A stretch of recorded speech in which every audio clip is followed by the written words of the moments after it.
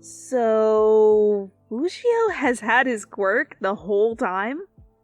You placed down a red 7 on the tray in front of you. Katsuki and you were on a bullet train headed towards Disneyland to celebrate your 1-year anniversary. To pass the time, the two of you played Uno as Bakugo told you the story of how a boys' camping trip with Fujio led to them finding out Fujio already had his quirk. Katsuki placed down a blue 7. Damn, no blue. Apparently. I couldn't remember him ever scraping his knee before or having to kiss any boo-boos. He smirked as you had to draw a card. Lucky for you, it was blue. Katsuki scoffed as he looked over his cards. Guess it also explains why he didn't get hurt when Dunceface dropped him that one time as a baby. You gasped, smacking him on the arm as he laid down his card. Bad Uncle Suki! Katsuki frowned at you, making you laugh. The fuck? It wasn't my fault. Shitty Hair's the one who trusted him to watch his infant alone. I still can't believe he jumped in the fire pit and came out fine. That was not a phone call you ever expected to receive from Katsuki. You could hear Kirishima's panicked rambling in the background as you were told the camping trip was going to be cut short, and they were on their way to take little Fujio to the hospital. Turned out that his pretend hero name he uses for games was pretty accurate. He really is the unbreakable Fuji. And my first thought was, shit, the kid's seriously hurt. There goes my fucking bed and A's balls. Remember, you can't tell anyone about how we found out about his quirk, especially his mother. You snorted into your cards when Katsuki gave you a serious look, like your life depended on keeping this secret. Yeah, I know, and it's our bed now, mister. You slammed down a yellow 2. Una. Katsuki's nose flared, glaring at his hand that held 10 cards while you were on your last one. You were fucking cheating. He changed the color to red, smirking, thinking he'd caught you. The poor fool. You bat your eyelashes at him. It's all about luck, sweetie. And I win. You place a wild +4 down. He gaped at it, before slamming his hand down and pushing the cards away, completely done after losing 3 times in a row. He crossed his arms, staring out the window, pouting. You smile and scoot closer to him, leaning your head on his shoulder. Katsuki's body relaxed as you snuggled against him, one of his hands grabbing yours and weaving your fingers together. Not competitive, my ass, he grumbled as he rested his head against yours. Shh, I'm sleeping. You giggled, closing your eyes to sleep the rest of the way to your destination. The two of you had left before the sun rose, so you would get to the park early. Within minutes, you were out cold. Katsuki was jealous of how you were able to relax so easily, while he was trying not to show how panicked he was on the inside. A small box weighed heavily in his pocket.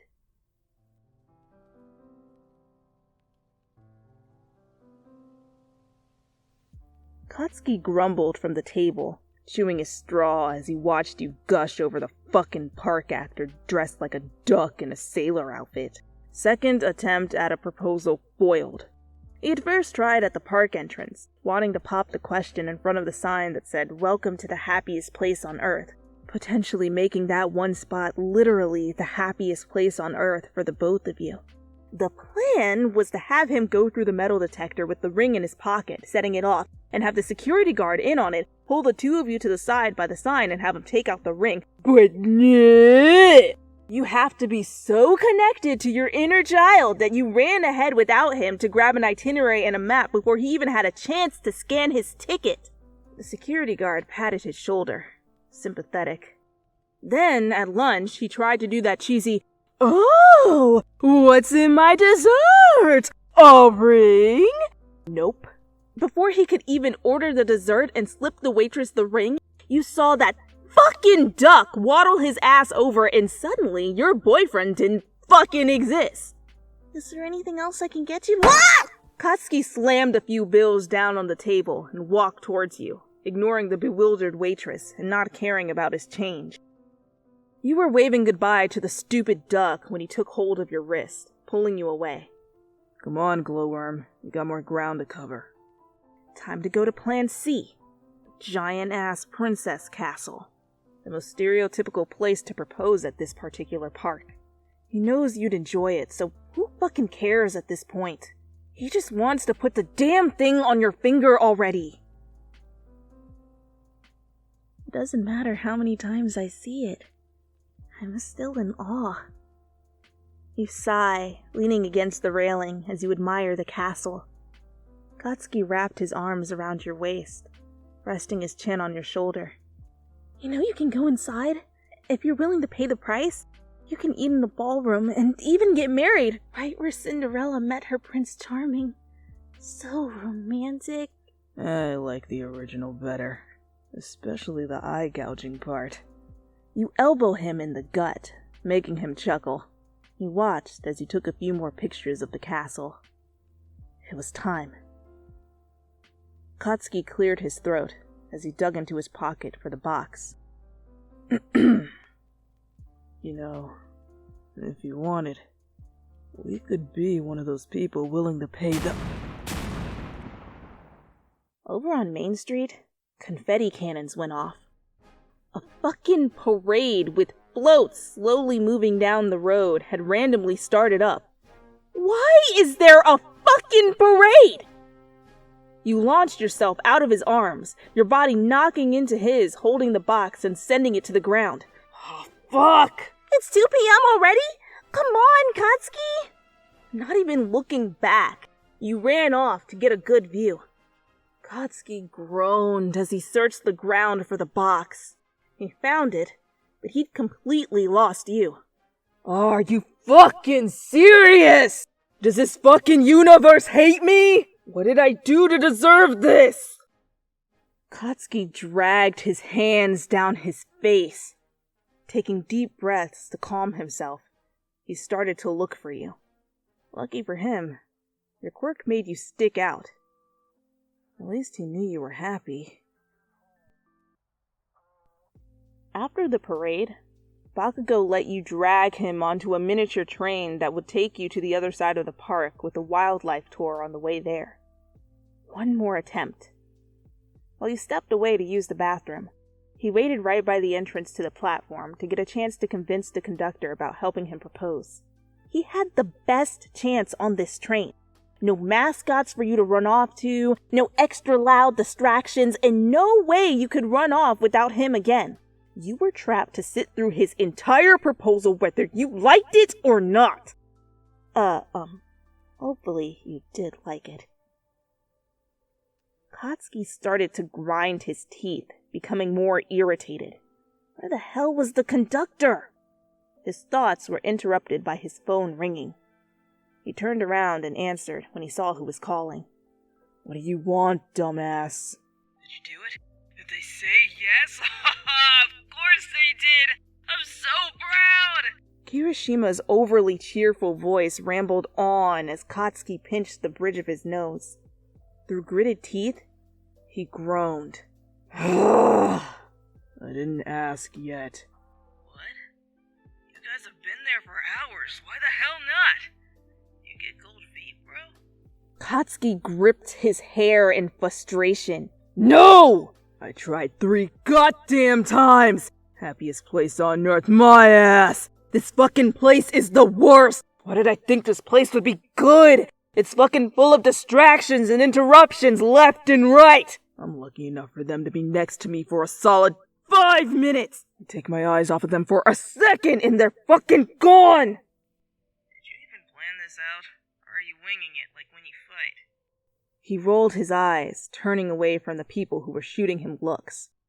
I had a plan. I had 3. All failed. I got one more idea, but if this goes down the shitter too, I give up for today. Katsuki was starting to think he should have planned something more isolated like his friend. That had been a smarter idea than what he'd been doing all day. Kirishima hummed in understanding. I'm sorry, bro. Is that Uncle Suki? I want to talk to him. Fujio's little voice whined over the line. Not now, kiddo. That wasn't the right thing to say to a 4-year-old who had been experiencing more mood swings.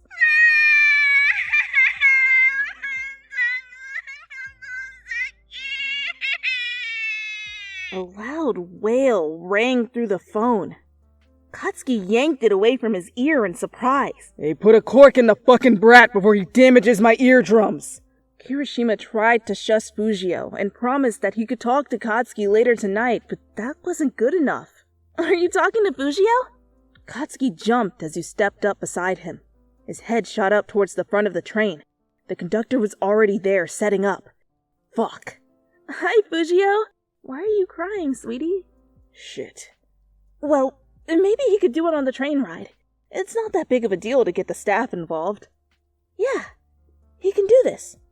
He'll calm down the little shit fast, and then you both will go on the train. Of course I can talk to you. I heard you got your quirk, Fujio. That's so cool. You want to tell me all about it? All aboard! The conductor yelled as the gates opened. Okay, so you'll talk for a bit on the phone. That's fine. Everything's fine. Oh, shit. The two of you sat in a booth as you kept talking to Fujio, listening to him talk about his newly discovered quirk. The train started to move, and you were still on the phone. No, don't worry about it, Kirishima. I don't mind talking to him. We're only on the train ride getting to the other side of the park. I got time. Why? Why did he have to fall for a decent person? Your kindness is completely screwing with him right now. You kept talking to Fujio, working out his emotions with him and making him feel better. It's a good reminder of the qualities that had made him fall for you, but why did it have to happen now? The train was arriving at your stop when you finally said goodbye to Fujio. Katsuki was mentally and physically exhausted. He dragged his feet as he got off the train. You handed the phone back to him, not noticing the scowl on his face was not the same as his usual one. I'm so sorry, bro. You're dead to me. Kirishima whimpered into the phone, causing him to sigh. For the rest of the day, I'll fucking talk to you later, shitty hair. After hanging up, Katsuki let you drag him wherever your heart desired. You fluttered around like an excited, glowing butterfly, having to see every inch of everything. Seeing you glow so much did raise his spirit a bit. You being this happy from just being with him here was worth the amount of time and preparation to get here, even if he didn't get to do what he came here for. No. Anything but that. That was the final straw that broke him. The ultimate torture. The ride straight from hell.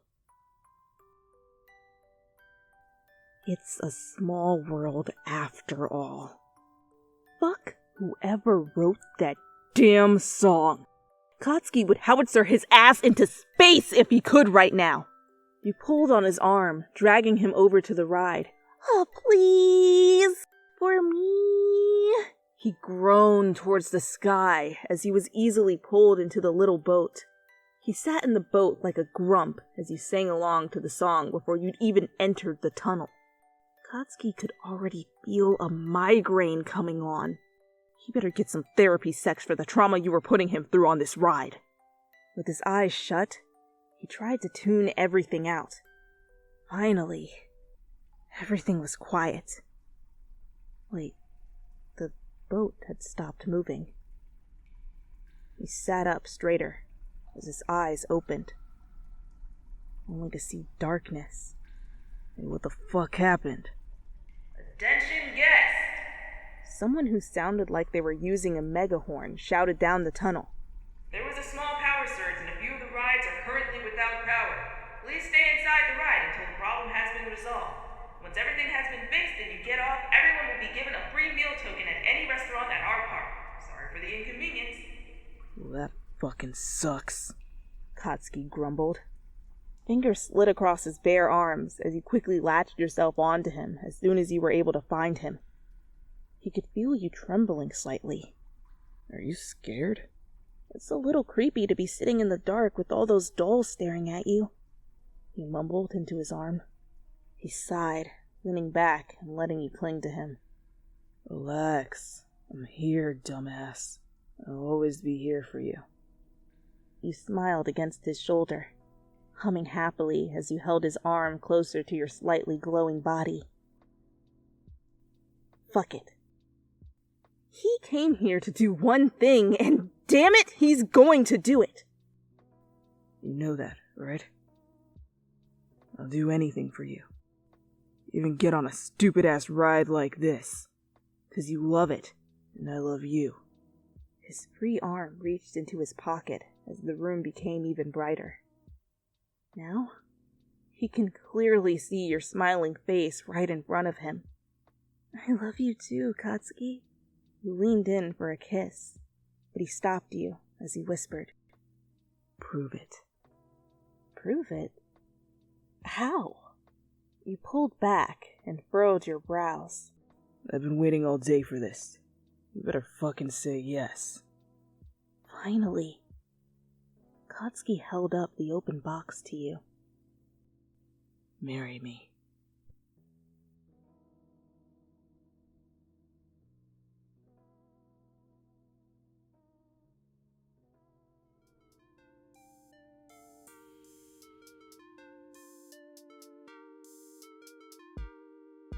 As Bakugo told you the story of how a boy's tramping trip? Oh no. Guess it also explains why he didn't get hurt when Dunce Face dropped him that one time as a baby. Dank memes calamari. You can't be dropping babies. It's not okay. The tramping trip, the camping strip, the hash flinging, the slash flinging, the hash flinging. The hash slinging slasher! You place a wild +4 down. Oh! Got him! You giggled. Here's what I found on the web. I guess Google thought giggle was Google, and I guess it turned on. Okay, Google. Who is Sky Daddy? According to your dictionary, a god. Thanks! The fucking park actor dressed like a duck in a sailor outfit. That was so aggressive. God damn, what the fuck? Katsuki drummed that before he even had a chance to scan his ticket. Shit! Ignoring the bewildered waitress and not caring about his change. Damn, good sister's out here trying to do her job. Like, damn. Respect servers and retail workers, please. How rude. So disrespectful. Especially the eye. Confetti cannons. Confetti cannons. Sheesh, confetti cannons. That's a lot. That's the most. I'm sorry to the guy at Disney who's gotta clean up that confetti. Out of Kira Dubs. He waited right by the end of the. It's 2 p.m. already? Oh boy, 2 a.m. Are you fucking serious? What did I do to deserve this? The real question, Katsuki, is what didn't you do? Before he could even order the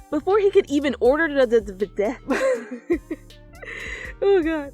Taking deep breaths to calm himself. Oh, look at you, Katsuki. That's how you know you're dating a therapist right there. You out here practicing your breathing techniques. Yes, sir. We stand. Hiroshima. There was a small power surge. I had a small power surge. What was that? I've been waiting. Prove it. Prove it. Prove it. Prove it. Peruvian puff peppers. It says here they can only be found in South America. I'm so sorry. Why am I like this? Alright, we're done. That's it. Oh wait, no we're not. I'm still recording. LOL.